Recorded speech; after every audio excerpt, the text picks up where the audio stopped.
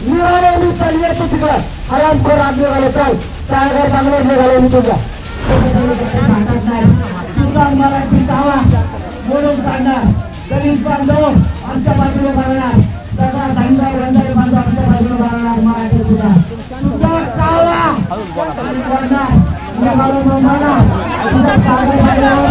देवेंद्र फडणवीस अरे तो एक जात हे साल्या तुला मोठी केला आमच्या मराठी तू 10% देऊन मला 10% घे म्हणून दबाव आणतो माझ्या जवळच्या अंतरवालीचे लोक पुढे तर स्वप्न होतं देवेंद्र फडणवीसचं पुन्हा एकदा राज्यात दंगल झाली पाहिजे नाही होऊ दिलं काल राज्य बेचिराग नाही होऊ दिलं मराठ्या संघ प्रेमाचं ताट ठेवा विषारी ताट ठेवू नका जड जाईल आणखी नाराजी अंगावर घेऊ नका जास्त भोगायला लागणार आहे याचे परिणाम आणखीन जास्त भोगायला लागणार देवेंद्र फडणवीस काल तुम्ही जो पुरोगामित्वाचा बुरखा कपडे घातले काल ज्या जातीवरून तुम्ही शिव्या दिल्या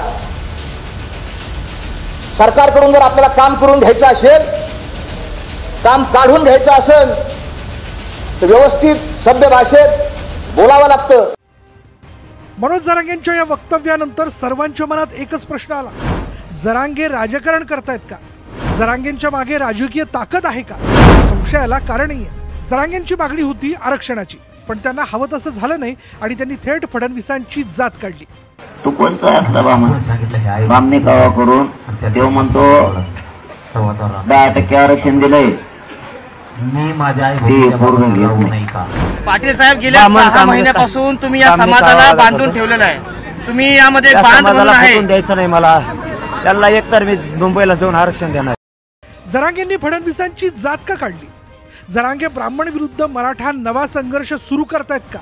पण या अगोदर फडणवीसांची जात काढणारा नेता म्हणजे शरद पवार आणि जरांगेंनी वारंवार फडणवीसांची जात काढत मराठ्यांमध्ये त्यांच्या विरुद्ध द्वेष निर्माण करतायत का?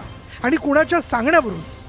त्यांचा आजपर्यंतचा इतिहास आहे, जितके बी आंदोलन झाले तेवढे राष्ट्रवादीच्याच गावात झाले। तुम्ही का दुसऱ्या गावामध्ये आंदोलन घेऊ शकले नाही? कारण तुम्हाला माहिती इकडे जर 2 फळी असली तर इथं भांडफूट होऊ शकती, म्हणून तुम्ही फक्त राष्ट्रवादीच्याच गावात आंदोलन केले।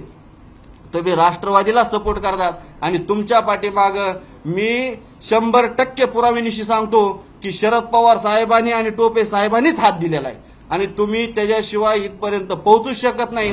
काल तुम्ही जो पुरोगामित्वाचा बुरखा कपडे घातले काल ज्या जातीवरून तुम्ही शिव्या दिल्या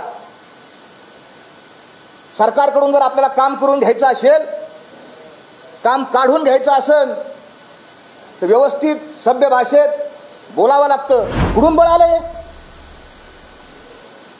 काय ताकद आहे, काय जादू आहे? अरे कधीतरी जागा व्हा। कशासाठी बोलतोय मी? आंदोलनाचा उद्देश आरक्षण आहे का राजकारण आहे याचा विचार सुज्ञ मराठा समाज बांधवांनी आणि महाराष्ट्राने करावा असं मला त्यांना सांगायचं आहे। अडचणीत आणण्यासाठी ना 100 जन्म घ्यायला लागतील, म्हणून एवढी भूमिका मांडण्याची हिंमत कोण महाराष्ट्रामध्ये करू नये।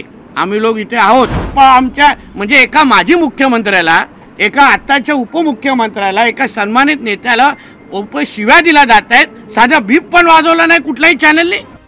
मनोज जरांगे समाजाचा नाही तर कुणाचा तरी राजकीय अजेंडा चालवत आहेत आणि टार्गेटवर आहेत फडणवीस।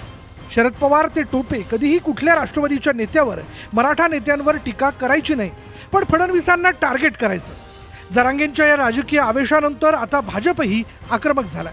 मनोज जरांगे आता आरक्षणाची लढाई लढतायत की फडणवीसांना हटवण्याची, हा प्रश्न आता विचारला जातोय।